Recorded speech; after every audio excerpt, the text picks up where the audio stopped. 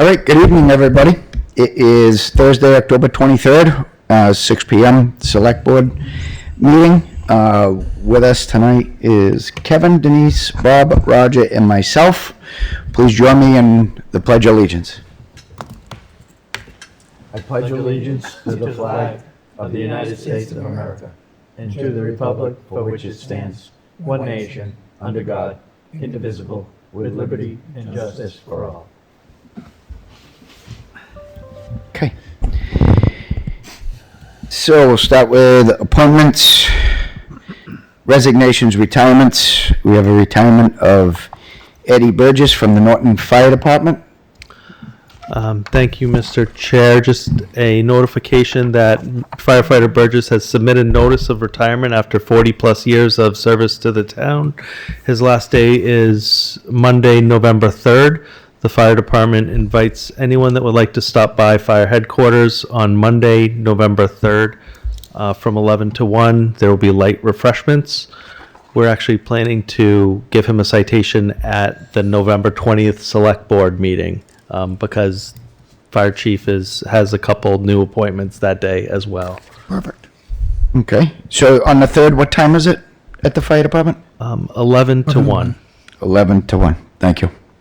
Mr. Chairman, Yes, sir. I would just add to that, the Burgess family's been involved a long time, but Edward's been there a very, very long time, longer than I've been around. So it would be only the proper thing to do, make sure he comes in and we recognize his years of service. Noted. Thank you, sir. So, minutes. Everybody look at the minutes? Yep. Mr. Chairman, Questions? Yes, sir. make a motion, we accept the minutes of September 23rd, 2025 as written. Second. Motion and a second. Kevin? Yes. Denise? Yes. Bob? Yes. Roger? Yes. And I myself am a yes. Okay, thank you. No licenses and permits. We have one more, Mr. Chairman. wait. 1 more minute. We have one more. Make a motion, we accept do. the minutes of October 9th, 2025 as written. Second. Motion and a second. Kevin? Yes. Denise? Yes. Bob? Yes. Roger? Yes. Yes. And I am a yes. Thank you. No licenses and permits. Announcements, Mr. Clerk. We have the 32nd Annual Halloween Parade, Rain or Shine, starts on this Sunday at 12 noon. The parade starts at the Attleboro line and proceeds along Route 123 to Power Street, where St. Mary's and the North Middle School are. So again, that's this coming Sunday, October 26th, from 12 noon to usually it's about 1:30 by the time we're done, but we'd love to have you come by. Another reminder is the Norton Veterans Council wishes to cordially invite you to an invitation to participate in our historic Veterans Day Parade. This year's parade marshal is Norton High School teacher Eric Paulus. The parade will be held on Tuesday, November 11th, 2025. In the event of inclement weather, the ceremonies will be held inside the Henry A. Yell Gymnasium. The participants in the parade, including the VFW Post 8049 Honor Guard, will assemble at the Norton High School parking lot, 66 West Main Street at 9:30 a.m. and stop off at 10 a.m. All military personnel are welcome to march or ride on the Veterans Day float. The parade will proceed out of Norton High School Bus Access Road, which is across from Freeman Street, continue east on Main Street to the stone monument at the corner of Pine and East Main Street for a brief ceremony. Upon completion, the procession will reform and proceed west to the town common for a continued Veterans Day ceremonies. Upon completion of all events, formation will reform and return to the Henry A. Yale School to disband. Refreshments will be available in the school cafeteria. I have one more. There's going to be a joint e-bike community forum, the Norton and Mansfield Rail Trail. It's going to be held next Thursday, October 30th from 6 p.m. here in the Crane Room at the Norton Town Hall if anyone would like to come by. And that's what I have. Mr. Chair, Yes, sir. I have one announcement I'd like to make. Shoot. So tomorrow and Saturday, the Norton VFW Post 8049 will be putting on their annual Halloween Spooktacular. It runs from 6 to 10 p.m. There is a haunted house, a haunted hayride, food is available. Tickets can be purchased in advance or they can be purchased on-site. Parking will be at the Yale School, and there will be a shuttle running from the Yale School to the VFW and back constantly all night so that you can get back and forth. If anybody would like to come, we'd love to see you show up. And if anybody is interested or know students or anyone who would like to volunteer, volunteers are always needed, and they can contact the VFW for more information. Thank you, sir. On to business, new business. Mr. Town Manager, would you like to speak to the baseless open meeting law complaints? Yes, very briefly. We have reviewed an open law complaint from Joseph Cogliano. It's in your packets. We have found no merit to this complaint. Legal counsel reviewed this complaint, also found no merit at all to it. The select board may, at its discretion, discuss and may vote to authorize our attorney to send the response letter as provided in the packet, which I would recommend the board do. Okay. Any discussion, questions? Mr. Chair? Yes, sir. I like to make a motion that we send a letter. What's it called again there, Mark? The response A letter. response letter to Joseph Cogliano about the open meeting law violation. Second. Motion in a second. Kevin? Yes. Denise? Yes. Bob? Yes. Roger? Yes? And I am a yes as well. Unanimous, Jen? Could I get a motion for the second one from Mrs. Gallagher? Mr. Chair, Yes, sir. I make the same motion that we send a letter to Kelly Gallagher in response to the open meeting law violation. Second. Motion in a second. Kevin? Yes. Denise? Yes. Bob? Yes. Roger? Yes? And I am a yes. Thank you. Next up, item 3, set date for annual town election. Would you like to speak to it, Joe? Come on down. Thank you. Thanks. You.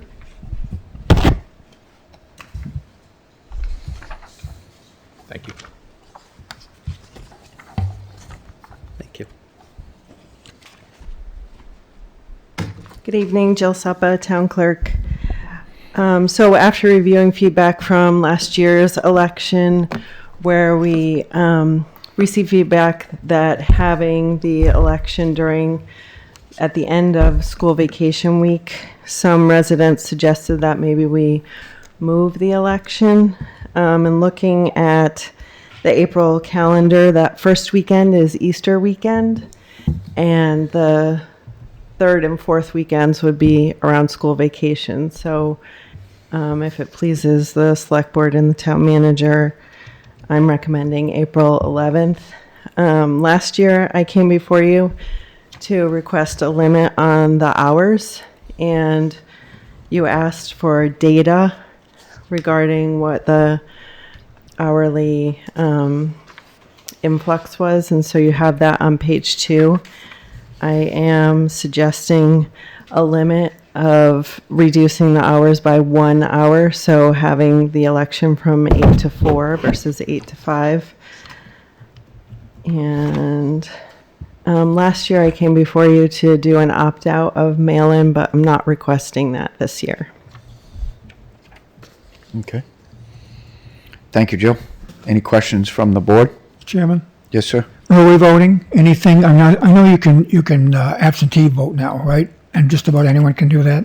Yes. Yep. There's no early voting for local elections, but I would like to keep mail-in voting in place for the local annual election this year. So absentee is an option as well as mail-in.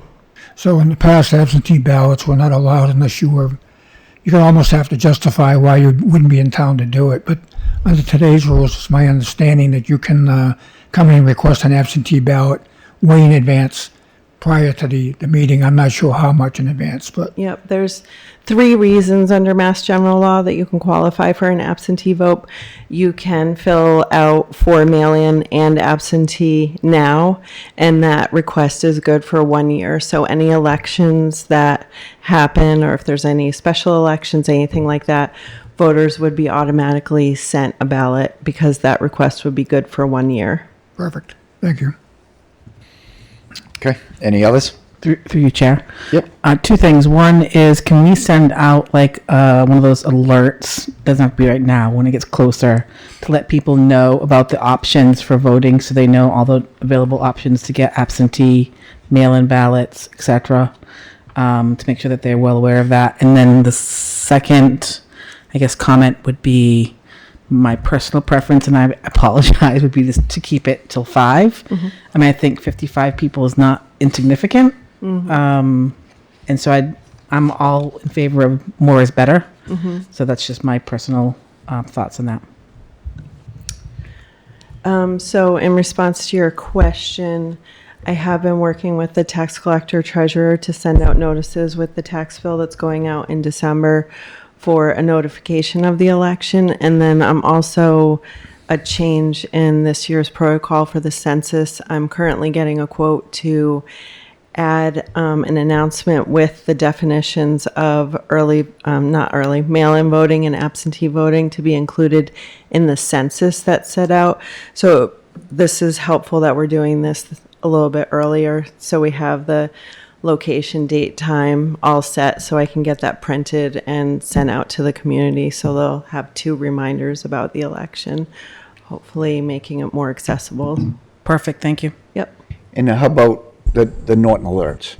I think that's what, Denise, are you referring to that, the Yeah, text alert or email alerts? Yeah. Is that something that can be done to notify people as well? Yeah, we can work on that. We didn't do that last year, but we can work on that. Who controls those? Not to put you on the spot. It's the IT with, I think Ray does. As well as Right. IT. Okay, we'll look into that. Okay. Thank you. are you talking about, sorry, just for clarification, are you talking about on the website or? The robocall? Yeah. Yeah. Phone calls, emails, they send out messages in various ways. We got 2 or 3 of them today about something. Yeah. Did you get one? Don't ask me about- what they were for. I Oh, forgot. okay. Signed up on the I already website. forgot. Yeah. So I think it goes through the website and through IT, but I Yeah. think the clerk's office also has access to that because I think I sent the ones that you got. Oh, okay. Without knowing exactly what they are. I can't verify. We but- get them from the Board of Health as well, when they, the Triple-E and things of Mosquitoes, that nature. The water department Water sends out department. Yep. I think it's the e-subscriber list on the website, Yeah. so that can get sent out. Yes. Okay. Yeah, whoever does it. I don't know. Yep, go ahead. Jill, just a quick question. What was the reasoning that you thought that 4 o'clock would be better than 5? Because we had 5% of the voters came in between 4 and 5. Well, I'm not looking to negate those voters. Every single vote counts, and that's important. My mission is to have a higher voter turnout, so I'm not looking to limit the voter turnout. My thought in limiting the hours by 1 hour, one is that if it was posted and advertised that it ended by 4 o'clock, that those 55 voters would find a way to get here between those hours. It's not necessarily definite that the 55 voters only came here because that was the only time they could come here. And it helps with our staffing resources, our police detail. It tends to be, we have a lot of people working that day, working to keep the building open, traffic control, and we would also get the election results, which people are often waiting in the lobby for a little bit sooner. If we ended them an hour, much anticipated results, we would be able to, finish up the counts and offer an unofficial result a little bit sooner. It was A top of mind topic. I was asked several times about it from the poll workers. It's a long day for them, and they're doing it for nothing, volunteering. So I understand, your ask. I would hope that, those 55 or so would be able to get there sooner. I mean, with mail-in, it's definitely an option if for some reason they can, and they know ahead of time with these alerts and notifications, that we get, this is election day and this is, the times. It was something that I heard more than once, or, recently after the election, so I understand your ask on that. Yeah, I'm not looking to exclude anyone. I'd like to see Sure. a higher turnout. I'd like to see the election more available to residents. So it's not that, it's that there's a lot of work that happens afterwards to get the results in terms of counting write-ins and things like that. So Mr. Chairman? Yes, sir.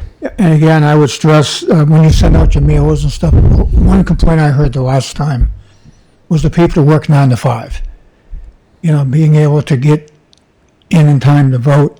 And I was instructing all of them that the absentee ballot was available. Because some people work Saturdays, a lot of people work Saturdays.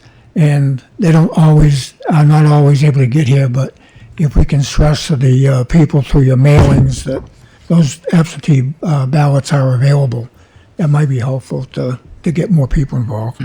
yeah, and we did have quite a few people at the door when we opened the polls this year who were trying to vote before they left for work. Right. I would also just be conscious that is spring, soccer, sometimes baseball, whatever season, so the sports are starting to ramp up. So we're often battling the soccer fields in the back as well. Well, this year it's going to be here, right? I did propose that as the location to good. do here. That seemed to work really well last year, and the community seemed to really appreciate to be able to use the building. The traffic control did a great job, and the parking lot wasn't fully open last year. So this year we would enjoy having this side parking fully open. So that would be great. Perfect. Yeah, I think it worked extremely well last election. Mr. Chair? Yes, sir. Joe, I didn't want you to think that I am looking to go against your recommendation. I just wanted to give you the opportunity to let people know why you were suggesting it move to 4 o'clock instead of 5 o'clock as a finishing time. You all make the best decisions for the residents. So Mr. Chairman? Yes, sir. Mr. Chair, I'm sorry, I'm about to make a motion. Just one last comment, Jill. It's not on the calendar, and it's kind of a little bit outside of your proposal. When people take out papers, nomination papers, and they get their signatures, and they turn them in, I know that it's extra resources for you to certify those nomination papers. It takes time, check all of the signatures and the addresses and that kind of thing. And I know you did this past year, but the earlier, when people turn them in early, if they have their signatures and they turn them in early, and I know you don't always have the staffing to validate them prior to the, in this case, it will be February 20th deadline, but whenever you can do it earlier, the better. Because what happens is, and it was in my case in particular, I had a lot of signatures that were not valid for whatever reason. They couldn't read them or whatever the case is. I made it by one person. I got on the ballot with one. I think I had 51. So, and you were able to certify those early enough where if I had 49, I could go back and get that last one somehow, right, and still be on the ballot. So I just wanted to mention that if there's anything you could do to try to gather your resources early, so when people submit their papers well before the deadline, at least they can get their results before the deadline. That makes sense? absolutely, I don't anticipate any. Well, we didn't have any delays last year, but I don't anticipate a problem with that. Last year, I was the only full-time staff member, and now I have an assistant. Perfect. I think she came on board, and I was training her while also verifying signatures. So I think Great. that will go even smoother this year. Thank you. And you did a good job this past year, by Yeah. the way. Mr. Chairman, Yes, sir.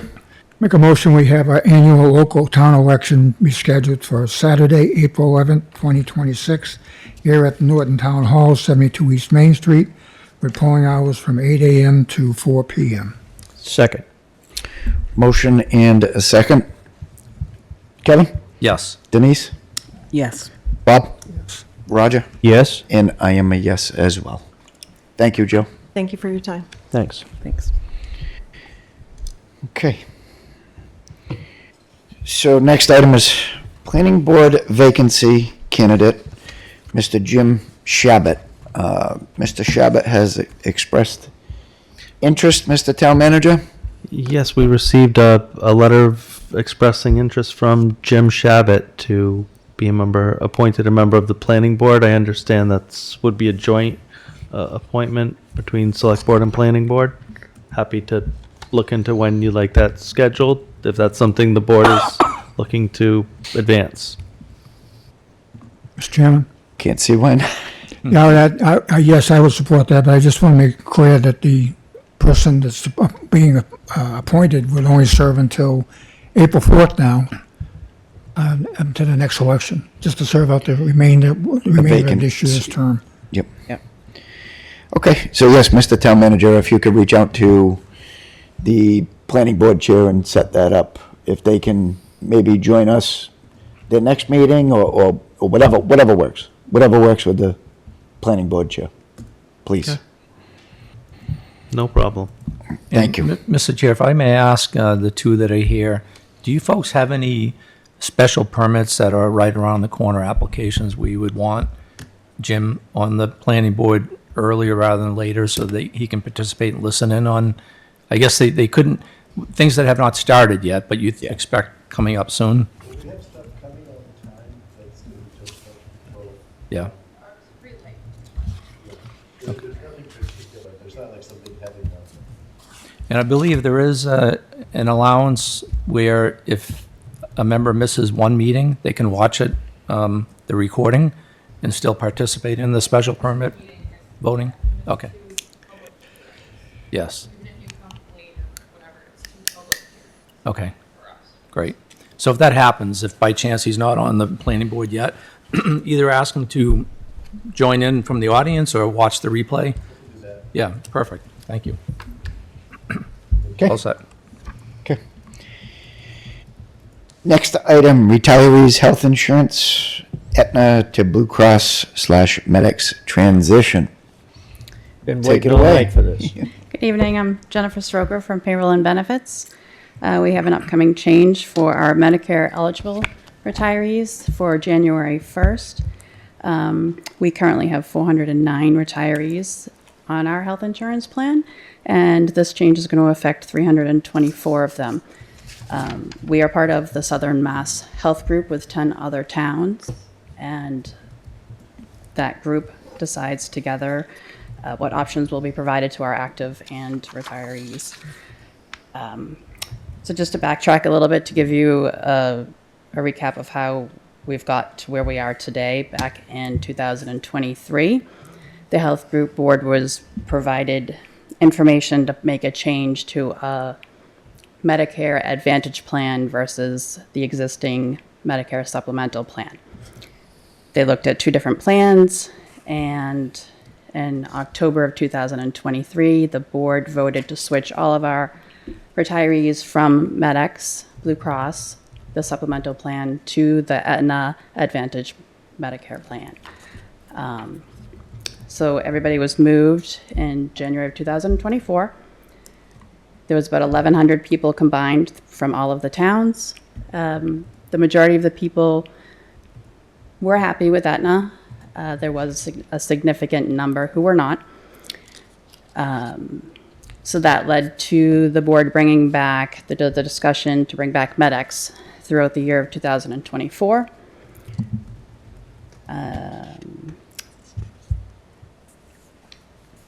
In August, they decided to bring back MedX for a January 1st start. So all of the retirees in the health group got to choose between the Aetna or the MedX we had about 65 people here in Norton move back to the Med-Ex, still leaving over 300 people on the Aetna plan. When that happened, that allowed Aetna the opportunity to re-rate the 2005 premium. And they did that after the deadline of the open enrollment for Medicare supplemental plans. So they came back to the health group in December of 2024 and said they wanted to increase the rate. Because they missed the deadline, Gallagher, who administers our health insurance group, was able to block that at least for the 6 months, for 6 months of 2025. Aetna did come back and say that July 1st they were raising the rate from $344.19 per month to $444.19 per month. What the Southern Mass Health Group did was they used funds from the trust and paid the increase in the rate for all of the towns, for the members enrolled in Aetna, for July 1st, 2025 through December 31st, 2025. Then this summer they came back with their new rate for 2026, raising it from the $449 up to, well, came back with two plans. The first, if we kept the plan exactly how it is, the existing Aetna plan, it was going to raise to $729 a month. They came in with a lower option of that would include a different prescription drug provider, which would be $670.76 a month. Wow. This would change the monthly premium for those retirees here in Norton from $86 a month to $167, which led the Gallagher to bring in quotes from other companies. The Blue Cross Med-Ex, which we did bring back in 2025, came in with an increase, originally a little bit higher than what's in your packets. They came in with two options of whether we wanted to be self-insured or fully insured. And then they also accepted a quote from United American plan that would have the Aetna drug option. And then they also accepted bids from Mass General Brigham Health, Harvard Pilgrim, Humana, that didn't quite meet the expectations or the same offerings as our existing plans. So they weren't included in the options that were provided to the board to compare.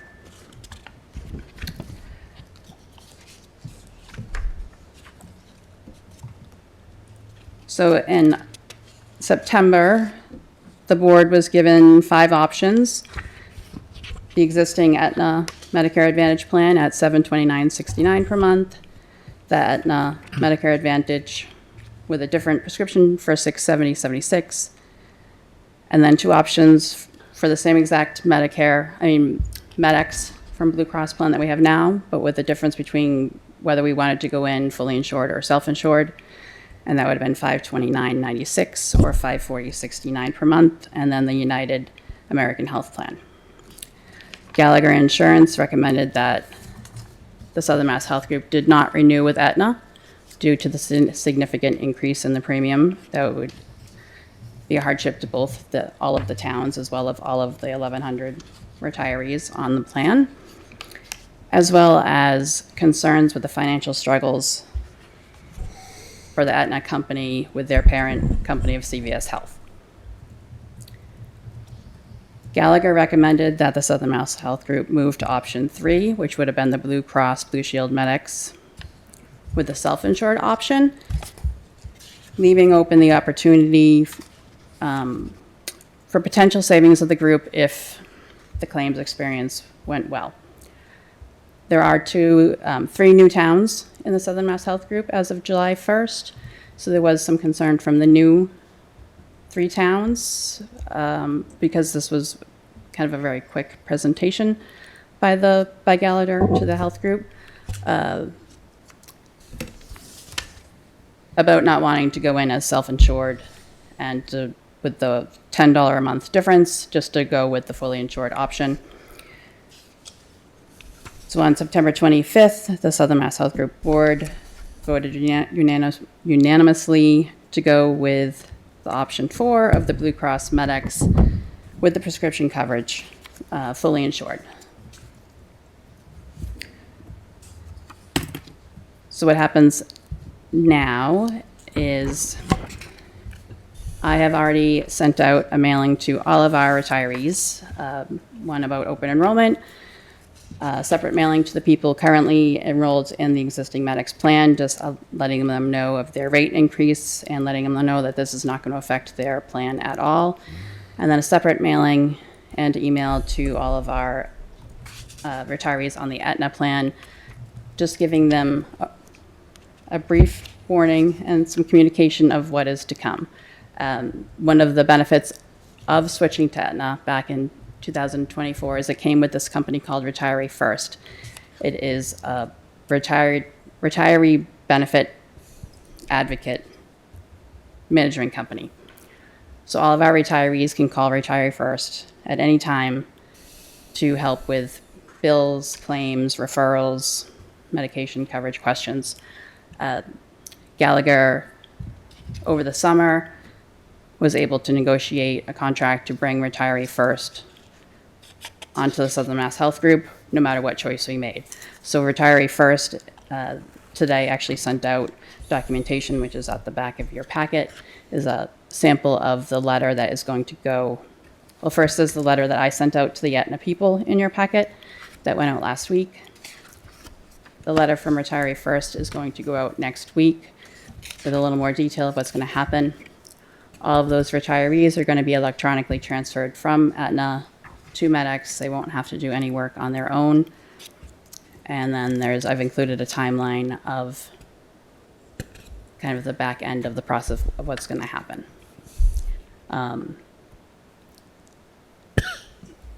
There is still a significant increase for the retirees on Aetna, going from $86 a month to $135. But in moving everybody from Aetna, Medex, Blue Cross was able to lower their rate a little bit lower than their initial bid that they put in during the summer.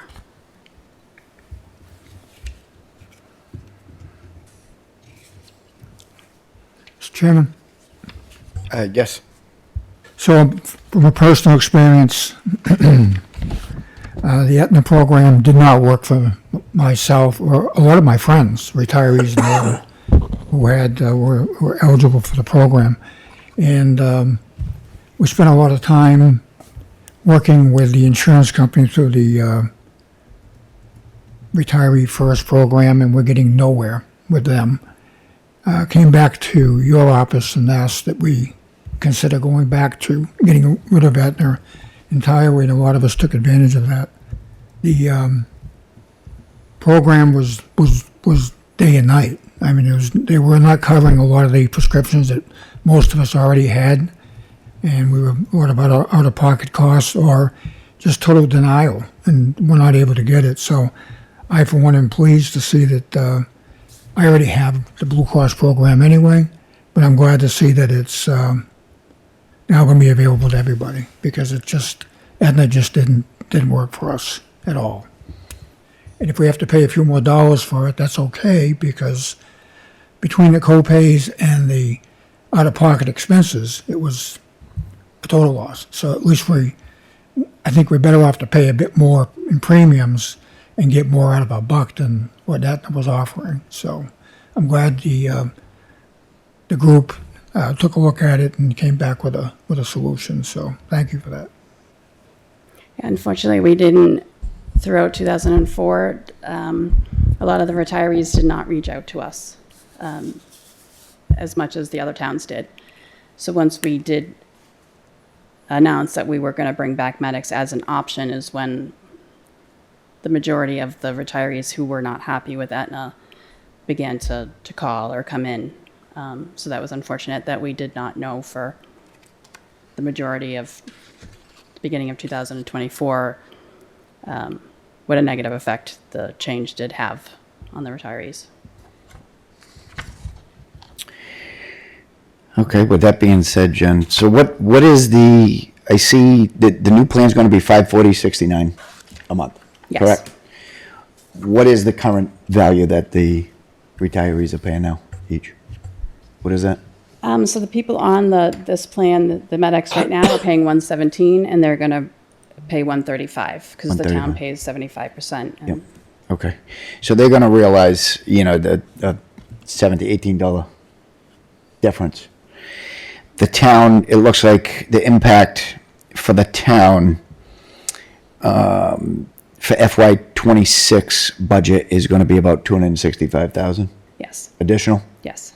That Mr. Town Manager needs to figure out how to, So we were informed of this before town meetings, so we put it on the warrant as part of the transfers that was voted to supplement that okay. from available funds. Okay, so you already have that accounted for.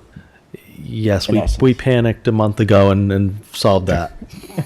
Gotcha. And next year we will budget appropriately for this health insurance environment. I think all health insurance is all insurance in general, the whole industry is a mess. Yes, for the active employees, it was supposed to go up 16%, and the Southern Mass Health Group voted to use reserves from the trust Yeah. to lower it down to an 8% for the active employees. So it is an overall issue with the health insurance premiums. They're gonna do that next year too? Let's hope. Can't do it forever. Yeah. At some point, we're gonna have to bite the bullet and do it, pay for it ourselves. The subject of health insurance is going to become even more prominent. When people talk about how much money we're paying town employees and the cost of everything, what they're not looking at is the fixed cost of what's costing us for this health insurance programs. And we're paying 75% of the budget of their premium, retiree or active employees. So at some point in the future, the town's going to have to take a look at this and say, we need to do something about this. It's too much money. And it's going to have to be negotiated, obviously, and brought down a bit more than it was. The last time we did it, we reduced it from 90 to 75%. And when we did that, we did bump up some of the salaries to compensate for the insurance, the cost. But again, it's becoming very, very expensive. I don't know what the total expenditure was, Mr. Town Manager. Do you know what we paid for health insurance this year? 9.5 million. Yeah, townwide. It's a lot of money. So 9.5. million. Yes. So it's a lot of money. Thank you. Well, any other questions from any other members of the board? I just have one comment, Jennifer. One thing that I've noticed personally is that there's a new variable now. If you have a spouse who has their own insurance, and you have to declare that, and then if you want them on your insurance, then there's a surcharge. So, for example, if both spouses have their own private insurance through their own independent companies, but one of them wants to be on one or the other's plan, that plan has to pay an extra amount to be able to do that, because apparently what's happened is the insurance costs themselves are skewed a lot more with the spouse, I guess, than with the actual employer. So like if my wife was on my plan, apparently my wife would cost more to my company than I do to be on my insurance plan. So the way to offset that is now they have a spousal surcharge if both spouses have their own option to have their own private insurance through their own independent companies. Have they looked into anything like this at all? I'm fairly new to attending the Okay. Southern Mass Health Group meetings. I've been there since January. That has not been something they've Okay. brought up. They have brought up, we do offer a high deductible plan that most of the employees are shying away from. It is a cost savings for the town if we could move more people onto the high deductible plan. But that's where the focus at the the health group meetings has been, is on trying to move more people onto that plan, away from the standard HMO. Good. And I know we're talking about Medicare supplemental health insurance, but maybe if one spouse is still working and is 60 years old and the other one is 65 collecting Medicare, I mean, there's all these creative ways now that every year companies try to find a way to save a little bit of money so the impact isn't as much. So thank you. This is good information, by the way. Appreciate it. Thank you. Jen, real quick, it seems like there's 10 entities as a whole as part of this SMHG, I think it's 11. or 11, Yep. 10, 11. So are they actively pursuing other communities, organizations? Looks like there's a couple schools here, school districts. Are they actively pursuing, trying to take on? They are. More entities? Yeah. They interviewed other towns this summer, but those are the three. They looked at the claims experiences from the towns and the schools before they allowed them in, to make sure that, bringing them in wouldn't make us lose money Yeah, out of our yeah. trust. So they did bring in 3 new ones July 1st. I don't know exactly how many people they did interview. I know Maya is the biggest group in Massachusetts that most towns are part of, and they had a very large increase across the board, and a lot of towns did start to look at other To drop? yeah. options. Okay, fair enough. And you're our rep that goes to these meetings for us, for the town? I'm the backup. The backup. Who's the primary? Town manager. Mr. Town Manager. Yes. Okay, I'm there. fair enough. Okay, so everybody can, anybody that has questions, they come to the Town Manager. Okay, all right. Anything They else? do. They find the office. Yeah, yeah. And then they, All right, Jen, thank you very much. welcome. Appreciate all your work on it. Good night. Thank you. Thank you. Okay, other business, topics not reasonably anticipated 48 hours in advance. Mr. Town Manager, anybody? no, sir. No? Okay. Old business. Policies regarding town building use, the Norton Town Hall and Nelson Senior and Community Center. I believe, Mark will take care of that. okay, Mr. Town Manager is going to report on that. Okay. Sure. Excellent. So me, Mr. Marson, and Mr. O'Neill discussed this at length with our senior center director. We came to the conclusion that these policies, as written before you this evening, are solid policies. They ensure the facilities are well maintained, accessible to the public and to the community.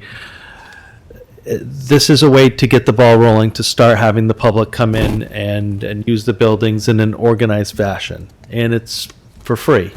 So during hours when we're staffed here, both at Town Hall and at the Senior Center, priority obviously goes to the departments and boards for meetings, doing town business. But when rooms are available on a first come, first served basis, they'll be available to be scheduled. And on Thursday evenings until closing time, 7:30 at the Senior Center and here, groups for the benefit of the community will be able to schedule time at no cost. And there will only be a fee if the room is left not cleaned. If we need to clean the room, we ask people to leave the room in the same condition they found it. So this is a great thing that we can do for the community. Okay. So it's normal town hall hours, I believe, 8:30 to 7:30 on Thursdays and 8:30 to 4:30 the rest of the weekdays. Except for Friday, 8:30 to 12:30, Correct. correct? Through you, Chair. Yep. I thought there was, in one of the drafts that I saw, maybe, the ability to use it after hours with someone from the town that had a key fob already, letting them in and out. Is that no longer an option based on what you just said? I don't understand, or for boards and committees, yes, but for community groups, no, I don't understand that that's been. I mean, surely you can practice. understand that community groups often are groups that are meeting after regular working hours, right? So that means really the only day you're offering is Thursdays from 5 to 7:30. That's not really gonna help anybody. I mean, it is a start, and we can surely look at this policy as things move on. It's just if we want to cover additional days, I'm not necessarily comfortable having a non-employee let people in and out of the buildings for security liability reasons, and employees typically work for pay and want overtime to do that. So that would require. And maybe that's something we look at in the future. I mean, having people pay and then the employee stays an extra 2 hours and they get that money in their paychecks. This just gets the ball rolling. It seemed like the seamless way to start getting people in and using the facilities. But I understand what you're saying. It's obstructive to anyone be able to use it, honestly. And I think I've made that point clear on a couple of occasions that we asked the town for money with the caveat that these will be great spaces that the community can use for your meetings. It was said multiple times when we were asking for money for these buildings. And now we're pulling the rug out and saying only till 3:30 most of the time, 7:30 on Thursdays, and that's it. I just think it's unfair and not what we intended. Mr. Chair, one thing that we had a discussion about was with the Senior and Community Center with Beth, now that she has an assistant. They're going to make an effort to be open late on Thursday nights, which right now they're not. They're open until 3:30 every day of the week. So that's a scheduling thing. I think right now they might have every other Thursday covered. But that's something that she's going to try to work out with her staff so that somebody starts later in the day on Thursday perhaps and works until 7:30 on Thursday. So that'll open up, and correct me if I'm wrong, Mark, but that'll open up both facilities on Thursday night. So that's 2 conference rooms, 2 rooms over there, and then potentially 2 here every Thursday night. So 4 rooms every Thursday night. So any group, they have that option. And I know it's not what you're asking for, but No. it's 4 rooms that they don't have today at night. That assumes people have Thursdays available, right? And that's not a workable night for a lot of organizations, so, yeah. May I make a comment? Sure. Because I think I spoke to multiple, Bridget Carr, 113 Oak Street. I spoke about this with, I think, Beth potentially last year when the hours were announced at the opening. I'd mentioned, most people like me, like it is a community center. I just went in it for the first time last Monday, and a lot of you were there, and I was taking pictures of everything because it's really great and it's nice and it's awesome. But I work during the day, between the hours of 9 to 3:30, so it is hard. I'm glad to hear that we're extending it a little bit on Thursdays, but I would like to see some more flexibility, maybe even a weekend during the month, because I think there's a lot of great spaces in there that like families can use as well in addition, and they've done such great work there and it looks like a lot of fun, but it is just kind of inaccessible to the general public, I feel like, at this time. So I like the step on Thursday nights, but more, please. That's all. Thank you, Bridget. Mr. Chair, so, Mr. Town Manager, perhaps the avenue to pursue going forward, and I understand the philosophy on not having volunteers open this building up and not paying employees overtime and that kind of thing, or cleaners. But perhaps as time goes on, as employees look for more flexible work schedules, maybe other nights can be extended till 7:30, for example, if it works out for everybody. Like, for example, if you have an employee here in the building who says, listen, I like to bring my kids to preschool on Tuesday mornings. I'd rather work 12 to 7:30 instead of 8:30 to 5:30 or 4:30, whatever the case is. Maybe that's an option too to look at, where you still have that coverage. You don't have to give out the fobs. An employee will be managing it during their regular workday, and then maybe a way to open up more nights of the week, if that makes sense. We can look into that. It was a challenge to get employees to open the senior center for 4 more hours on Thursdays. I mean, certainly, as long as we can provide counter service, so people are here when they come to, say, any department, the Board of Health, that somebody's behind the counter whenever we're open. But if we could stagger that to have someone come in late and stay late, sure. Yeah, that's a good point. Public-facing departments will be tough, but if you have somebody who, I'm thinking James, for example. I don't want to pick on him, but somebody like him who does all of the work themselves and they don't, converse with the public. They don't need to be here during regular business hours. Just a thought in the future. Mr. Chairman? Yes, sir. So I'm looking at the hours of the community building, and I'm just curious. I mean, I know that we're limited staff over there, but now we've added another full-time assistant to the facility. How many hours do these employees work, Mr. Mark? Are they 35 or 40 hours a week? I understand the senior center employees work 40 hours a week. We have not backfilled the senior center position yet. We're in a bit of a, due to financial constraints. So The reason I'm asking is the building is open 6.5 hours a day, according to this. Now, they may be in there more than that, but that's what I'm reading. If you do that times 5, that's 32.5 hours. So I guess my question would be, why aren't we running that building the same way we run our town hall? With the same hours? I mean, it just gives people more of an opportunity to use the building that normally wouldn't. I know that we close here on Friday at 12:30. I'm not so sure you couldn't close the community building at 12:30 on a Friday too, but I'm just curious about why we've got two 40-hour persons working over there, but the building's only open 32.5 hours.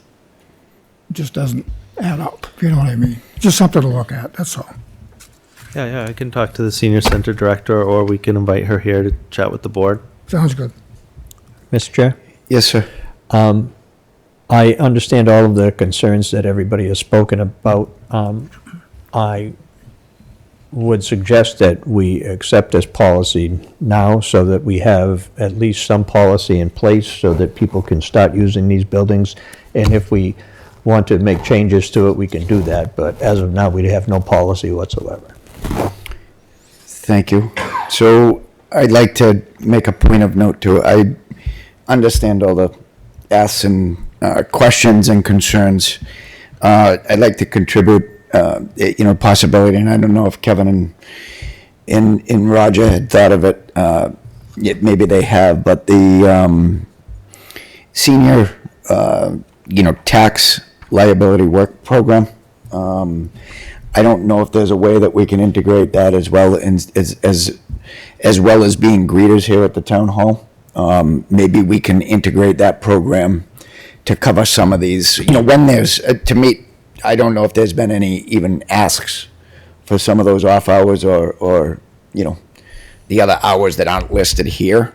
But when that arises, I don't know if we can, if that could be an option where some of the seniors that are working, their tax liability off, if that can be done. I don't know from a liability standpoint or what, but That is my initial concern. I mean, I don't want to be inflexible. If there's people banging down the door and they want to come in, I personally haven't had any requests since I've been here.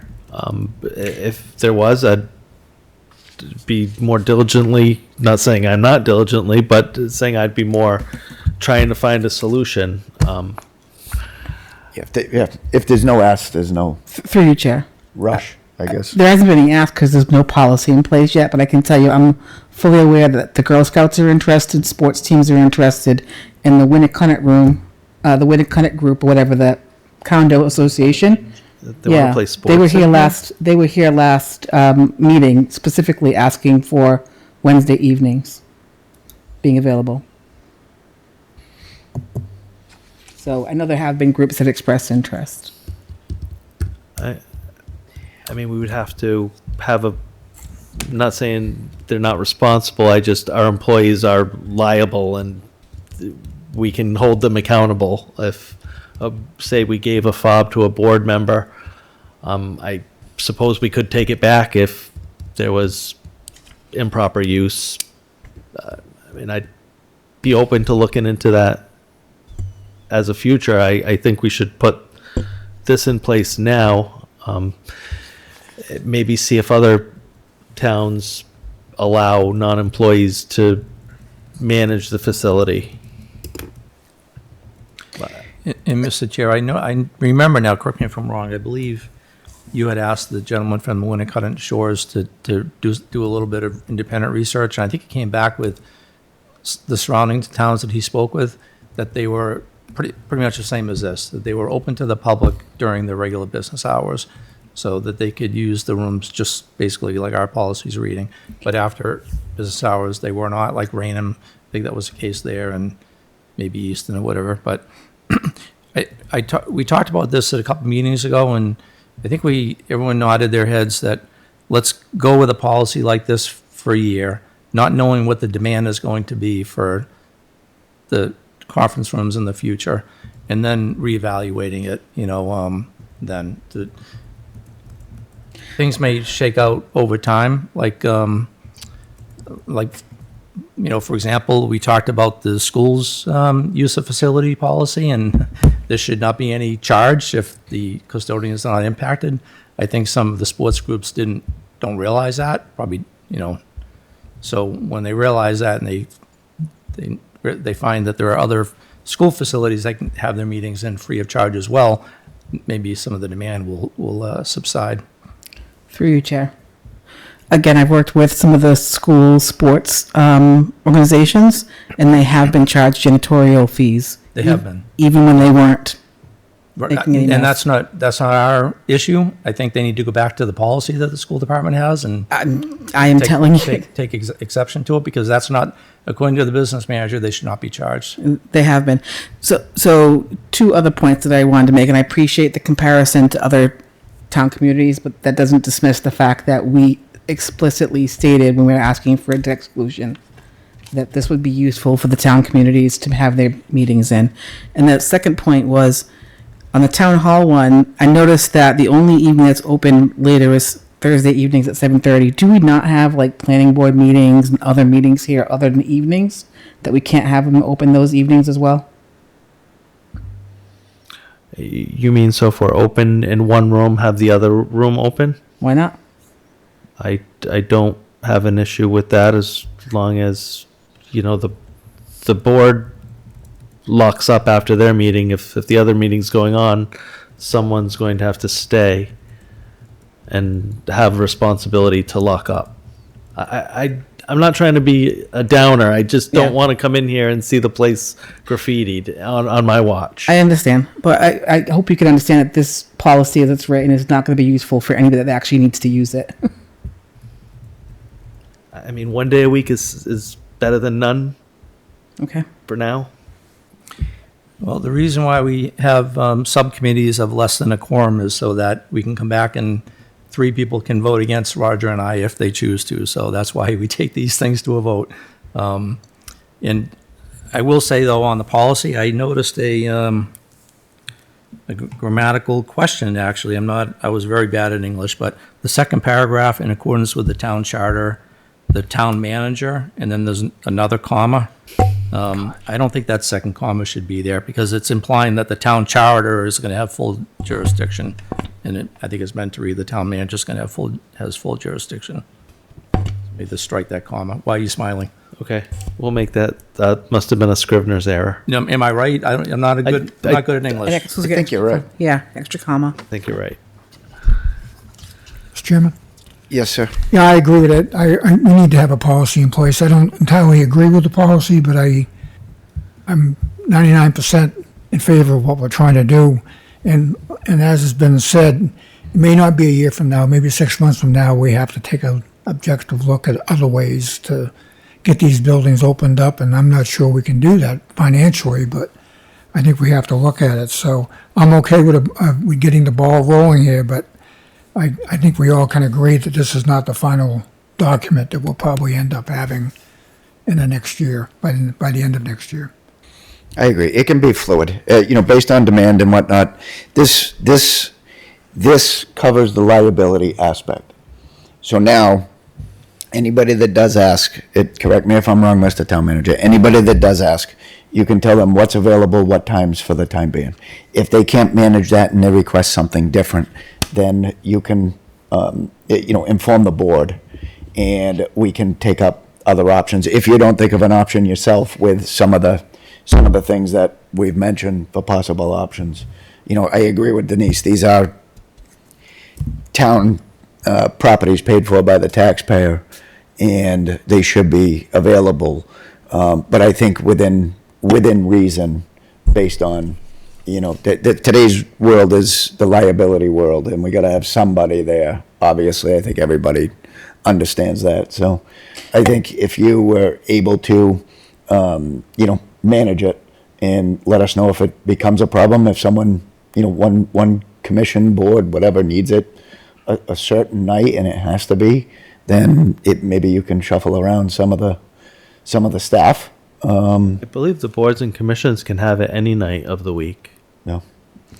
So, Like, You're not going to see any demand because you put down a policy that says it's only available till 3:30, so no one's going to ask for it if they know they want it at 6. we can't put it in, we I can't know. put 24/7 But what in. I'm saying is you're not going to see demand because there's no need to ask a question if the policy I is clear. disagree. People will ask if their normal meeting night is Wednesday. You're saying it yourself. When the kind of commission meets on Wednesday nights, they're going to ask for Wednesday night. They already here asking for it. Well, that's what I mean. So of course they're going to ask for Wednesday night, even if it does say that. Any chance Well, we can they do may, Wednesday they night? may opt over, as time goes on, to hold their meetings on Thursday nights in the Winnicott room, and they're good. I think they actually said they couldn't do other nights. That Wednesday was the night that they met. Yeah, I can't speak for them, but Mr. Chair, Yes, sir. I make a motion that we accept the town building use policy as written. Mr. Town Hall?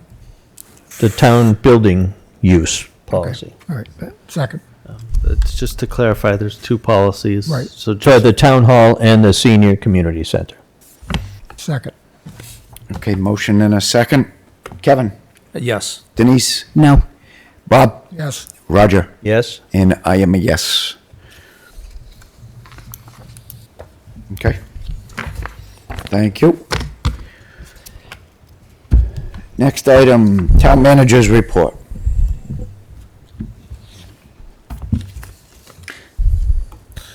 thank you.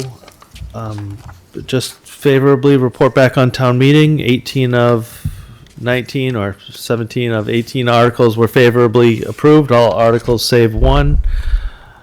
We're moving forward on having IT assistance to come with the crane room, with continuity of IT services. We're moving forward on filling the gap.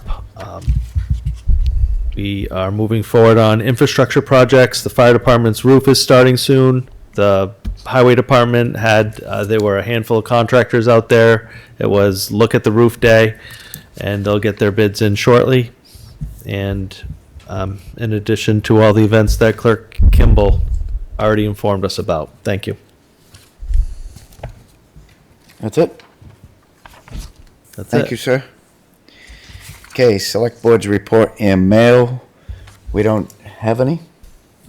Nope.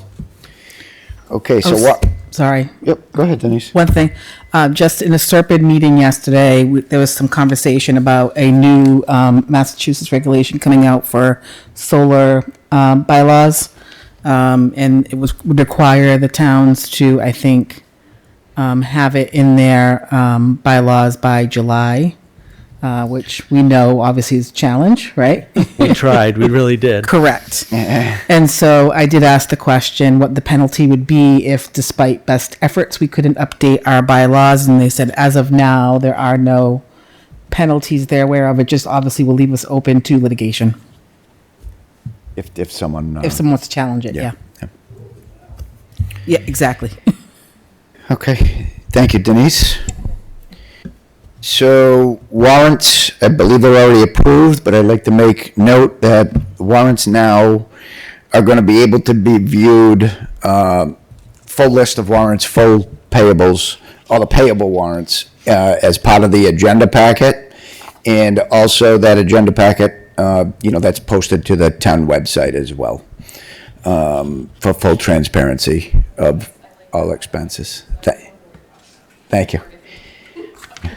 So, with that being said, Mr. Town Manager, do you have any follow-up to that? Yes, thank you. Just to add, this is a change in practice, and this is the most transparent I've ever seen a town put the warrants publicly available. I haven't really seen that anywhere, but there's no reason not to. It's a public document. I myself have had questions, and I've had to go into the records and make sure everything is clear. So I think it's a great thing. Mr. Chair? Yes, sir.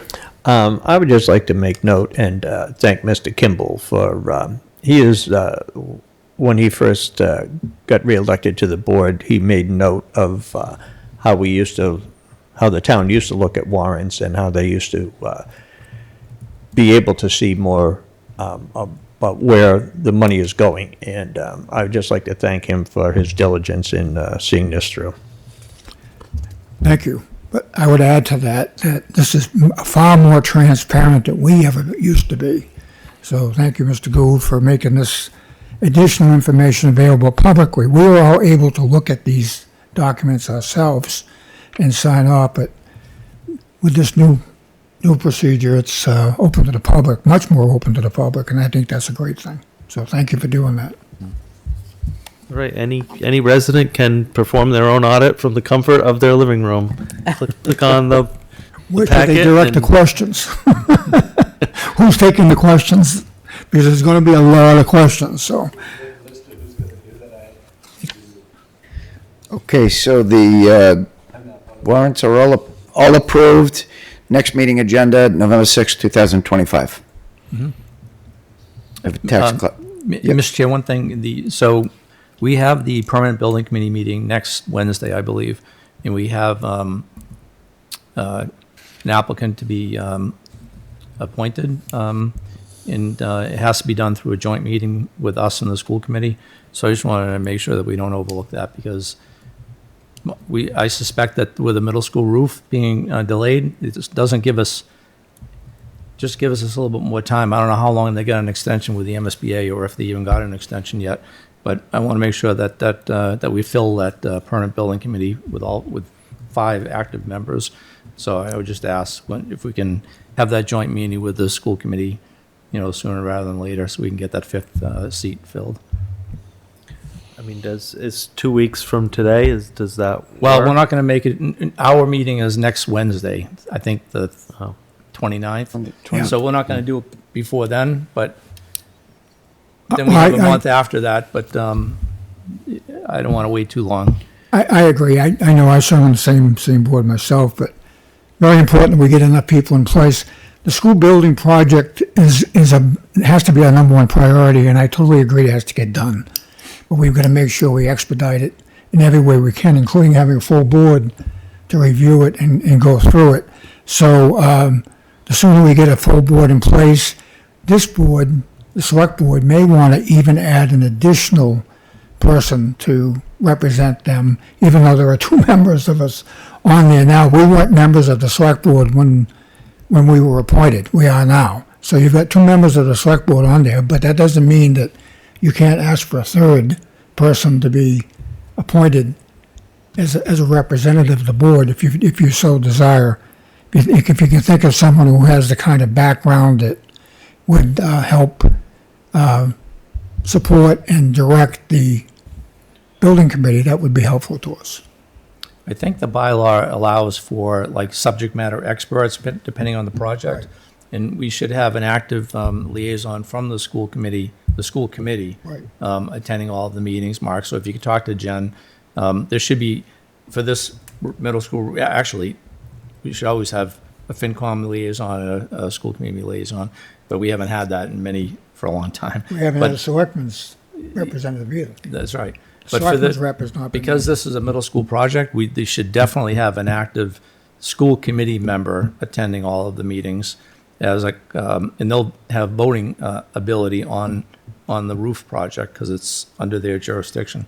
But we can also have any other member from the community who happens to have expertise in whatever project we're working on.